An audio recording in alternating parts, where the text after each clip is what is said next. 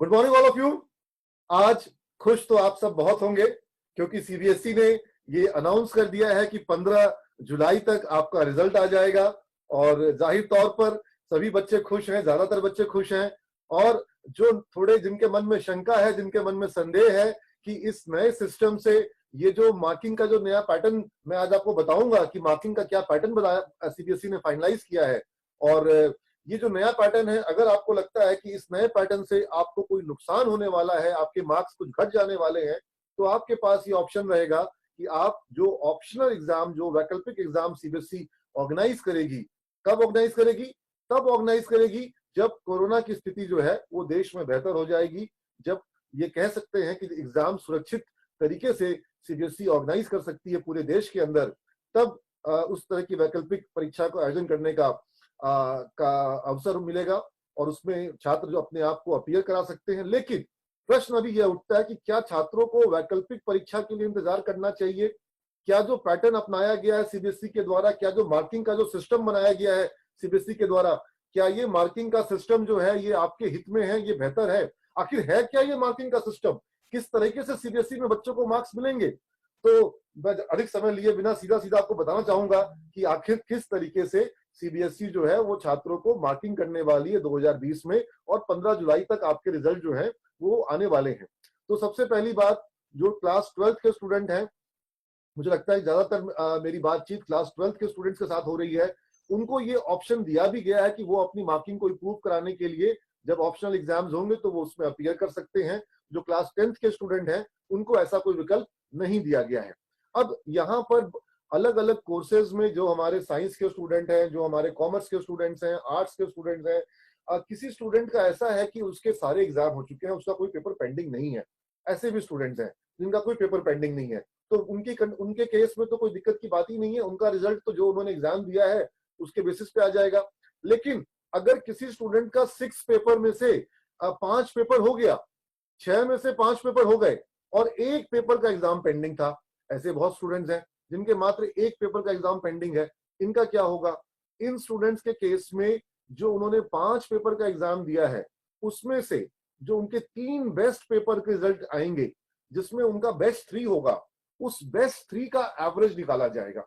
यानी कि अगर बेस्ट 3 जो है, मान लीजिए कि वो 95 नंबर किसी में आया, किसी में 90 नंबर आया और किसी में उसको 86 आया जो कि बेस्ट है, और बाकी 2 में उसको 80 से कम आए, तो जिसमें उसको 86 आया, 95 आया, 90 आया, जो उसके बेस्ट 3 पेपर हैं, उन 3 का एवरेज जो होगा वो उसके बचे हुए पेपर में वो मार्क्स दे दिया जाएगा।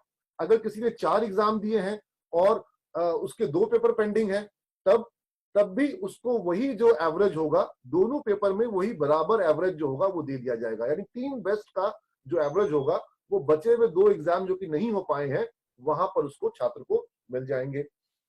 अब अगर किसी छात्र ने मान लीजिए कि 3 एग्जाम दिए हैं और 3 एग्जाम उसके पेंडिंग हो गए, उसके 3 पेपर पेंडिंग है, ऐसे भी बहुत बच्चे हैं। इनके केस में क्या होगा? क्योंकि 3 ही तो पेपर हैं उसने दिए हैं, उसके बेस्ट 3 का तो कोई कॉन्सेप्ट ही नहीं है, तो यहाँ पर बेस्ट 2 का कॉन्सेप्ट आएगा। यहाँ पर बेस्ट 2 यानी कि जो उसके 2 बेस्ट पेपर में नंबर आए होंगे, अगर उसको किसी में 90 नंबर आया है और किसी में 95 नंबर आया है, तो उसको 92.5 नंबर उसके जो बाकी के पेपर्स हैं, जो 3 बचे हुए पेपर हैं, उनमें मिल जाएगा। और जो उसका जो 3 पेपर पहले उसने दिए थे, उसमें जो उसका सबसे कमजोर पेपर था, उसमें वही मार्क्स मिलेगा जो मार्क्स उसको उस पेपर में आया था।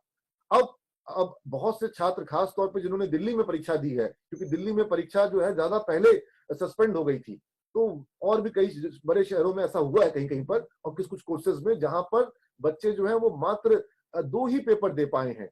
अब जो 2 ही पेपर दे पाए हैं, उनके अधिक नंबर ऑफ उनके लगभग 4 पेपर पेंडिंग है। वैसी स्थिति में क्या होगा? वैसी स्थिति में उनके उन 2 पेपर्स को बेस बनाया जाएगा, उनके स्कूल के असाइनमेंट्स और प्रोजेक्ट्स और जो स्कूल के इंटरनल एग्जामिनेशन है उनका वेटेड एवरेज लिया जाएगा और उसके बेसिस पर उनकी मार्किंग की जाएगी। अब यहाँ पर आप ये समझ पा रहे हैं कि जो आपके बेस्ट पेपर गए हैं अभी तक, उसको बेसिस माना जा रहा है और उसके बेसिस पर आपका जो बचे हुए पेपर्स का मार्किंग हो रहा है।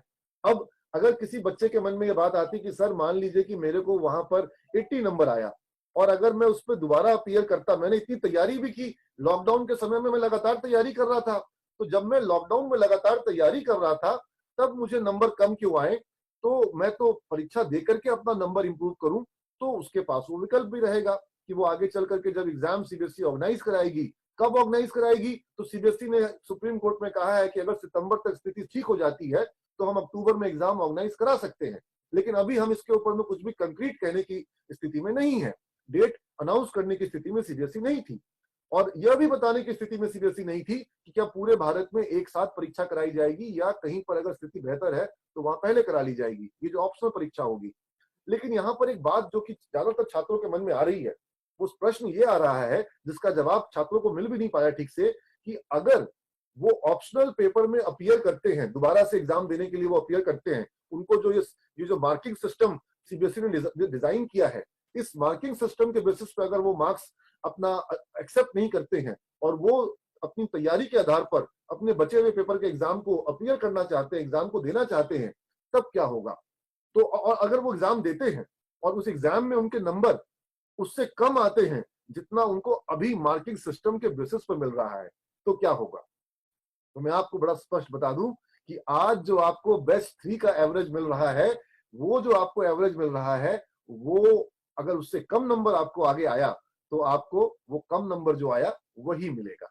आपका नंबर इंप्रूव हो सकता है, या जो आपका नंबर अगर कम आया तो वो कम नंबर जो आया वो आपका नंबर हो जाएगा। अगर एवरेज सिस्टम के बेसिस पर आपको मान लीजिए कि 85 नंबर आ रहा है और आपने पेपर में अपीयर किया ऑप्शनल वाले में और तब आपको 75 नंबर आया, तो आपको फिर 85 मार्क्स नहीं रहेगा, फिर वो 75 हो जाएगा।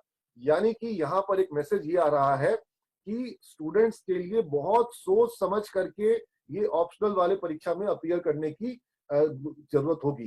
क्योंकि मैं तो सजेस्ट ये करूंगा कि अगर आपको ऐसा कोई बहुत मन में भावना नहीं है कि आपके जो पेपर्स गए हैं वो खराब गए हैं और जो पेपर पेंडिंग थे वो बहुत अच्छे होने वाले थे, अगर ऐसी कोई बहुत प्रबल आपके मन में संभावना नहीं है, तो इसमें जाने का कोई कारण नहीं है इस ऑप्शनल, क्योंकि आप अभी तक इतने दिनों तक संदेह में रहे। अब अगर 15 जुलाई को आपके रिजल्ट आ रहे हैं तो आपके पास एक अवसर आ रहा है कि अब आप संदेह से निकल करके स्थायित्व की तरफ जाएं। आप एक अपने लिए अब एक आपको एक धीरे धीरे अपने करियर में आगे बढ़ने के विषय में अब बात करना होगा। अब ये पीछे के नंबर और क्या नंबर को इंप्रूव कराना है, और दूसरा बात, नंबर का जो महत्व है वो धीरे धीरे पूरे भारत में घट रहा है, क्योंकि सिर्फ और सिर्फ नंबर के बेसिस पे एडमिशन जो है अब ज्यादातर संस्थानों में नहीं हो रहे हैं। अब ज्यादातर जो अच्छे नंबर की आपको जरूरत इसलिए थी क्योंकि नंबर के बेसिस पर कई सारे प्रीमियर इंस्टीट्यूशंस में, प्रीमियर कॉलेजेस में एडमिशन होता था। अब वहां पर वो नंबर का जो बेसिस है वो कम होते जा रहा है। जो प्रीमियर इंस्टीट्यूशंस है पूरे देश में, वो नंबर के स्थान पर अपनी खुद की प्रवेश परीक्षा ले रहे हैं, अलग अलग विश्वविद्यालयों में प्रवेश परीक्षा हो रही है। तब आपको अब उस सीबीएसई के नंबर में कितना नंबर, 2-4 नंबर बढ़ाने को लेकर के आपको अब बहुत फोकस करने के बजाय अब आपको अपने आगे की जो परीक्षाएं हैं या जो अपने आगे की जो कोर्सेज हैं, एडमिशंस हैं, उन पर ध्यान देना होगा। अब दूसरे और भी प्रश्न है बच्चों के मन में, जैसे कि बच्चे जो ये समझना चाह रहे हैं और अभिभावक ये समझना चाह रहे हैं कि अभी ये जो कोरोना के जो कारण परिस्थिति आई है, इस परिस्थिति में क्या हम बच्चों को 1 साल का गैप करा दें या हम बच्चों को पढ़ाई में आगे बढ़ने का अवसर दें।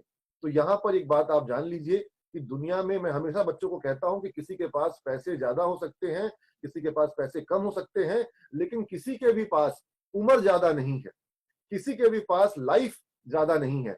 ऐसे में अगर आप 1 साल पीछे हो जाते हैं, आपके साथ आपके फ्रेंड्स 12th के एग्जाम दिए थे और वो एडमिशन लेते हैं और वो अपने जब फर्स्ट ईयर का एग्जाम दे देंगे, तब तक आप वेट करते रह जाएंगे कि मैं एडमिशन ही लूंगा, मैंने 1 साल का गैप ले लिया है। तो ये कहीं से भी उचित नहीं होगा, ये कहीं से भी, क्योंकि देखिए जब वो पास आउट कर जाएंगे आपके फ्रेंड्स जो 2020 में ही एडमिशन ले रहे हैं, ऑलरेडी इंडिया के ज्यादातर प्रीमियर इंस्टीट्यूशंस में कॉलेज का जो एडमिशन का प्रोसेस है वो शुरू हो चुका है। सिमेज कॉलेज में हमारे यहाँ भी एडमिशन शुरू हो चुके हैं। 15 जुलाई से तो हमारे यहाँ पर फर्स्ट बैच शुरू हो जा रही है, क्लासेस शुरू हो जा रही है, ऑलरेडी एडमिशन बच्चों के हो चुके हैं। अब कुछ बची कुछ सीटों पर अभी और एडमिशन होंगे हमारे यहाँ पर। तो अब ये बिल्कुल भी एडवाइजेबल नहीं है कि लाइफ का 1 साल जो है वो गैप हो जाए, वो वेटिंग में निकाल दिया जाए, क्योंकि जब आप अगर आप 1 साल पीछे हो जाएंगे तो जो आपके फ्रेंड्स है वो तो आपके आगे निकल जाएंगे। और जब मान लीजिए हमारे यहाँ पर सिमेज में जो किसी बच्चे ने एडमिशन लिया अभी और वो 2023 में पास आउट कर जाएगा, और जो स्टूडेंट 2021 में आएगा एडमिशन लेने के लिए 1 साल का गैप लेकर के, वो 2024 में पास आउट होगा। और हो सकता है कि जो हमारा स्टूडेंट विप्रो में जा रहा है, टीसीएस में जा रहा है, आईसीआईसीआई बैंक में जा रहा है, जब अगले वर्ष उसका दोस्त जो उसके साथ उसके स्कूल में था, वो जब आईसीआईसीआई में जाएगा तो वो 1 साल बैक होगा, वो जूनियर हो जाएगा। कॉलेज में भी जूनियर होगा वो। जब वो सेकेंड ईयर में होगा तब वो फर्स्ट ईयर में आएगा, जब वो थर्ड ईयर में होगा तब वो सेकेंड ईयर में आएगा, तो कॉलेज में भी जूनियर बनेगा वो। और जब वो इंडस्ट्री में जाएगा तो वहां पर भी जूनियर बनेगा। और ये 1 साल बहुत प्रोडक्टिव वे में इस्तेमाल हो सके, ये नहीं संभव होगा। इसलिए गैप लेना बिल्कुल भी एडवाइजेबल नहीं है। और आप एक बात समझिए, मान लीजिए जैसे हम अगर 2019 के अपने प्लेसमेंट रिकॉर्ड पे जाएं, तो आईसीआईसीआई बैंक ने 3,47,000 का पैकेज दिया हमारे स्टूडेंट्स को। तो 3,47,000 में उस बच्चे ने कॉलेज की 3 साल की पूरी फीस रिकवर कर ली, उससे ज्यादा रिकवर कर ली। यानी कि वो 1 साल जो आप गैप लीजिएगा, वो 1 साल की आपकी जो अर्निंग पोटेंशियल थी वो भी आपकी बैक हो गई, उसमें भी गैप हो गया। और 1 साल में जो आप पढ़ाई से कट ऑफ होंगे, जो पढ़ाई से आपका नाता जो है धीरे धीरे कम हो जाएगा, ये आपके पढ़ने की क्षमता को, आपकी रेगुलरिटी को, आपके रिगरनेस को ये कम कर देगा। ये गैप आपको बहुत हद तक आपकी धार को कुंद कर देगा। ये जो कहते हैं ना लोहे में जंग लग जाना, तो ये बिल्कुल नहीं होने देने का है। हाँ, यह विषय जरूर है कि अभिभावक इससे कंफर्टेबल नहीं है कि वो अपने बच्चों को, अपने जिगर के टुकड़ों को, अपनी बेटियों को वो अपने दूर भेज दे कहीं, क्योंकि उनको वहां पता नहीं है कि वहां हॉस्टल में किस तरीके से उनको खाना मिल रहा है, किस तरीके की सुरक्षा मिल रही है अगर लॉकडाउन जैसी परिस्थिति आ जाती है, क्योंकि ये महामारी जो है घटने का नाम नहीं ले रही है। इसलिए हम देख रहे हैं कि मैं स्पष्ट रूप से देख पा रहा हूं कि हमारे यहाँ पर खास तौर पे पटना के जो अभिभावक हैं, वो सबसे पहले एडमिशन लेने के लिए व्याकुल हुए हुए हैं। और इस बार जो हमारे यहाँ की जो इनटेक की जो क्वालिटी है वो भी बहुत इंप्रूव करी है। और ऑब्वियसली हमारे यहाँ पर पिछले वर्षों की तुलना में इस साल एडमिशन का जो प्रोसेस है वो डिलेड हो गया है, क्योंकि हम मई में बैच स्टार्ट करते थे, अब हमें जुलाई में स्टार्ट करना पड़ रहा है। लेकिन बिहार में सबसे पहला बैच हमेशा की तरह सिमेज कॉलेज में ही शुरू होगा। और इस बार हमें पूरी उम्मीद है कि हमारी जो सीटें हैं वो तो खैर कभी कभी आज तक नहीं बची, कभी खाली नहीं रही, लेकिन हम बेहतर और बेहतर इनटेक देख पा रहे हैं, क्योंकि ज्यादा अच्छे से अच्छे जो छात्र हैं हम उनको और चॉइसी होकर के, हम और चॉइसेस जो हमारे जो छात्र हैं हम उनका एडमिशन लेने के प्रति फोकस हो रहे हैं। क्योंकि हमें जो छात्र हो सकता है बाहर और अच्छे संस्थानों में जा रहे थे पहले के वर्षों में, वैसे प्रतिभा वाले छात्र जो हैं हमें उपलब्ध हो रहे हैं और हम उनको अपने संस्थान में लेने के लिए ज्यादा इच्छुक हैं। क्योंकि हम भी जब हमारी इनपुट क्वालिटी इंप्रूव होती है तो फिर हमारा प्रोसेसिंग और हमारा प्लेसमेंट, ये पूरी प्रक्रिया और अगले लेवल पर जा पाती है। और बिहार में पढ़ाने वाले संस्थान जहां पर रेगुलर पढ़ाई होती हो, जहां पर पढ़ाई पर, प्लेसमेंट पर, प्रोजेक्ट पर, प्रैक्टिकल पर, असाइनमेंट्स पर, जहां पर प्रैक्टिकल एस्पेक्ट्स पे फोकस होता हो और जहां पर इंडस्ट्री का इंटरेक्शन हो, ये बहुत कम संस्थान ऐसे हैं। ऐसे में हमारे सिमेज संस्थान में जाहिर तौर पर सबसे पहले डिमांड आ रही है, सबसे पहले सीट्स भरने की बात आ रही है। और मैं सभी अभिभावकों को, सभी छात्रों को स्वागत करूंगा कि नेक्स्ट फ्राइडे को हमारे कॉलेज में प्रवेश परीक्षा है और वो लोग, सभी लोग जो हैं उस प्रवेश परीक्षा में पार्टिसिपेट कर सकते हैं। 3 जुलाई की तारीख है और ये शायद इस बार की आखिरी प्रवेश परीक्षा होगी। और इस प्रवेश परीक्षा के साथ हमारे जो 15 जुलाई को जो बैच शुरू हो रही है उसके लिए सारी सीटें हमारे यहाँ की भर जाएंगी। किसी के मन में भी कोई सवाल हो, जो लोग मुझसे जुड़े हुए हैं, अगर आपके कोई प्रश्न है तो आप मुझसे पूछ सकते हैं। अगर कोई भी कोई प्रश्न पूछना चाहता हो तो मैं आपको अवसर देता हूं कि आप वो प्रश्न अपने पूछ सकते हैं। ये वीडियो जिन तक भी पहुंच रहा है, वो लोग भी जिस नंबर से ये वीडियो भेजा गया है उस नंबर पर रिप्लाई प्राइवेटली करके आप अपने प्रश्न पूछ सकते हैं। आपके प्रश्नों का जवाब हम देना चाहेंगे। सिमेज संस्थान में आर्यभट्ट ज्ञान विश्वविद्यालय के अधीन सिमेज प्रोफेशनल कॉलेज का संचालन होता है, जो कि बोरिंग रोड में स्थित है। एएन कॉलेज के सामने इसकी एक शाखा है और पाटलिपुत्र में भी इसकी शाखा है। और पाटलिपुत्र विश्वविद्यालय, जो कि यह भी राज्य सरकार का विश्वविद्यालय है, इसके तहत सिमेज में catalyst institute of management and advance global excellence यानी सिमेज, उसके अलावा कैटलिस्ट कॉलेज और उसके अलावा स्वतंत्रता सेनानी शंकर लाल अग्रवाल कॉलेज, ये 3 कॉलेजों का संचालन जो है, ये तीनों एफिलिएटेड कॉलेज हैं, तीनों सरकार के विश्वविद्यालय के अंतर्गत चलने वाले कॉलेज हैं। और इन तीनों कॉलेज में बीबीएम, जो कि बीबीए के इक्विवेलेंट पाठ्यक्रम होता है, बीबीएम बीबीए की कोर्स होता है, और उसके अतिरिक्त बीसीए और बीएससी आईटी, ये 3 कोर्स होते हैं, बीबीएम, बीसीए और बीएससी आईटी। जबकि आर्यभट्ट ज्ञान विश्वविद्यालय में भी 3 कोर्स का संचालन हो रहा है, वहां पर बीसीए और बीबीए और बीकॉम प्रोफेशनल। बीकॉम प्रोफेशनल का जो कोर्स है सिमेज में, वो चार्टर्ड अकाउंटेंसी के लेवल का सिलेबस है। और ऑब्वियसली जो लोग सीए करना चाहते हैं, जो लोग सीएस करना चाहते हैं और जो लोग आगे कॉमर्स की फील्ड में, एंटरप्रेन्योरशिप की फील्ड में, स्टार्टअप की फील्ड में अपने बिजनेस को बढ़ाने के क्षेत्र में काम करना चाहते हैं, उनके लिए बीबीए और बीकॉम प्रोफेशनल ये दोनों कोर्स बहुत फायदेमंद होंगे। और आपके जो भी प्रश्न हो आप व्हाट्सएप पर भी हमसे पूछ सकते हैं। Thank you all of you, God bless you all, और आप सबको बहुत शुभकामना। मुझे पता है खुश तो आप सब बहुत हैं, और अब आप लोगों के लिए करियर में आगे बढ़ने का अवसर है, अब डिसीजन लेने का अवसर है। अब घर बैठ करके अब आप परेशान ना हो, परीक्षा की तैयारी का जो आपके सर पर एक बोझ था वो अब कम है, तो जाहिर तौर पर खुशी मनाइए और आगे की तैयारी करिए। आपके जो भी प्रश्न होंगे, जो स्पेसिफिक काउंसलिंग चाहते हैं, जिनके कोई स्पेसिफिक प्रश्न है, वो लोग भी मुझसे जुड़ सकते हैं, या जो हमारे सिमर संस्थान में जो काउंसलर्स हैं वो समय देंगे आपको, आप अपॉइंटमेंट लेकर के उनसे जूम के माध्यम से 1-to-1 वीडियो काउंसलिंग के माध्यम से भी जुड़ सकते हैं। Thank you all of you, God bless you all.